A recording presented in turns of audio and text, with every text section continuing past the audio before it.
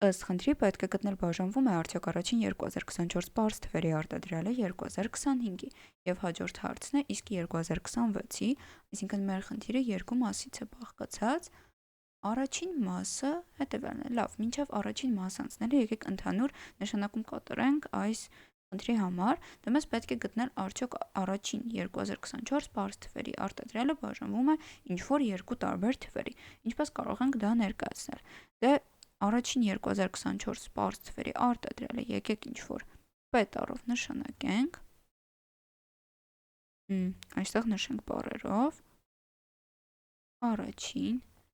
2024 պարզ թվերի արտադրյալ, ահա, հիմա, ինչ է ստացվում դրա արդյունքում, P-ն մեզ մոտ հավասար է, դե առաջին պարզ թիվը դա 2-ն է, այնուհետև 3-ը, 5-ը, 7-ը, դրանից հետո ունենք 11, 13, 17 ու այսպես շարունակ, ու դե մինչև ինչ-որ պարզ թիվ, ես չգիտեմ 2024-րդ պարզ թիվը որն է, ու էական էլ չէ, մենք այստեղ ուղղակի նշենք, որ ունենք 2024 թիվ։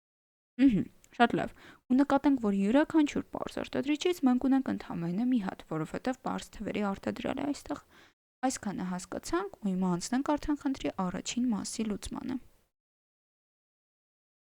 Պետք է գտնել արդյոք P-ն անմնացորդ բաժանվում է 2025-ի ու այստեղ հարցական նշան։ Ինչպես կարող ենք որոշել այն բաժանվում է 2025-ի թե ոչ։ Դե նախ ինչ է նշանակում բաժանվում է 2025-ի, նշանակում է, որ 2025-ի բոլոր պարզ արտադրիչները իրենց համապատասխան քանակությամբ կան P-ի մեջ։ Դրա համար պետք է մեզ նախ 2025-ը ներկայացնել պարզ արտադրիչների տեսքով։ Դե 2025-ը մեզ մոտ հավասար է, ինքնուրույն եթե նույնիսկ փորձեք, կստանաք, որ այն հավասար է 5 անգամ 5 և դա էլ բազմապատկած 3-ներով։ Ահա այսքանով։ Ու նկատենք, որ 2 հատ 5 կա 2025-ի արտադրիչների մեջ և 4 հատ էլ 3, բայց P-ի մեջ ընդամենը մի 3 ու մի 5 կա, որովհետև հաջորդ պարզ թվերը չպետք է 3-ի և 5-ի բաժանվեն, նրանցից յուրաքանչյուրը բաժանվում է միայն իր և մեկի վրա, ակնհայտ չի բաժանվում 3-ի ու 5-ի, հետևաբար այս P-ի մեջ մենք չունենք 2 հատ 5 որպես արտադրիչ և 4 հատ 3, նույնիսկ 2 հատ 5 չունենալը արդեն բավարար է, որ ասենք այն չի բաժանվում 2025-ի, ահա, դրա համար եկեք դա ձևակերպենք այստեղ, քանի որ P-ի մեջ յուրաքանչյուր պարզ արտադրիչից կա ընդամենը մեկ հատ,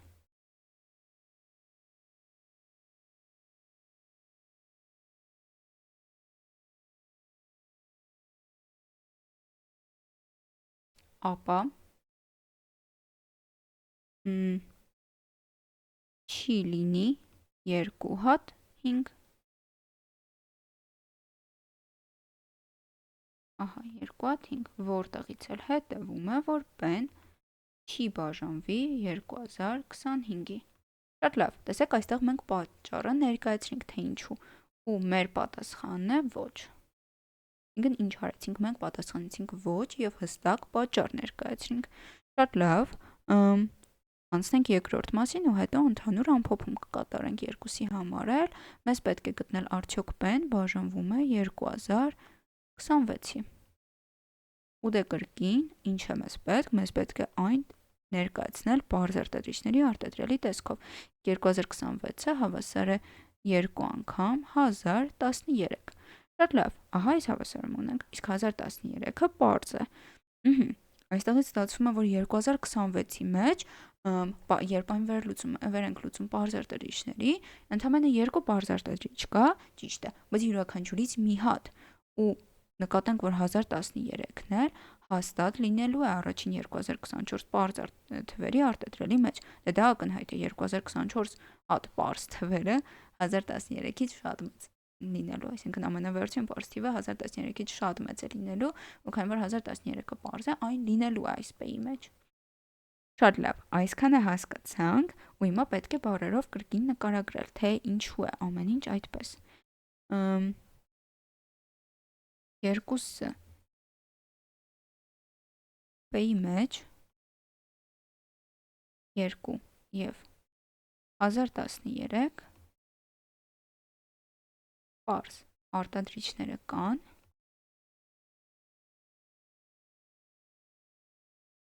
և յուրաքանչյուրից մի հատ։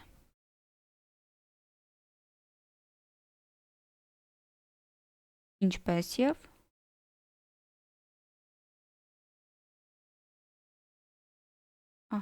ինչպես և 2026-ի մեջ։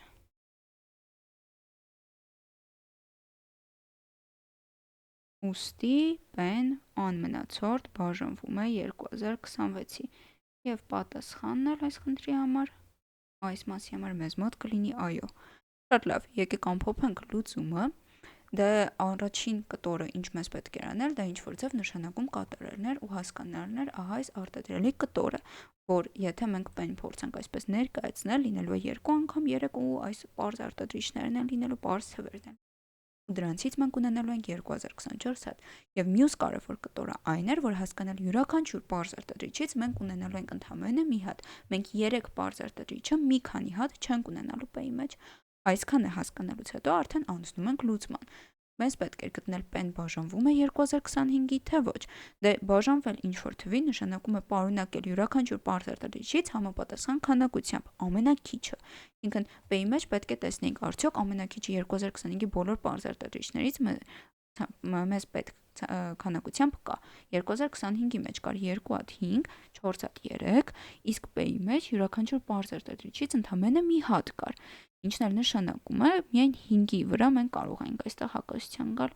2 հատ 5 հաստատ չի լինի, որտեղից էր ստացվում է, որ P-ն չի բաժանվում 2025-ի։ Իսկ 2026-ի դեպքը մի քիչ այլ էր, որովհետև այն ընդամենը 2 անգամ 1013 էր, ու քանի որ մենք դիտարկում էինք 2024 պարզ թվերը ու 1013-ը մեզ մոտ պարզ է, ապա հաստատ 1013-ը մենք անցնում էինք այդ քանակը դիտարկելուց։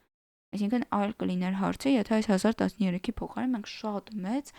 պարզ թիվ ունենայինք։ Նախ մեզ պետք էր հասկանալ դա որ երրորդ պարզ թիվն է, արդյոք դա կա մեր այս 2024 հատ պարզ թվերի մեջ։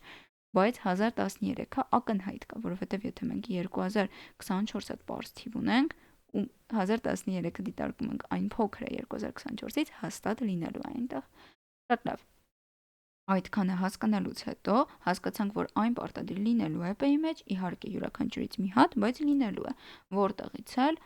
մեզ մոտ բավարարվում էր P-ի 2026-ի բաժանվելու պայմանը։ Դրա համար այդ պատասխանը մեզ մոտ եղավ այո, իսկ 2025-ի համար պատասխանեցինք ոչ։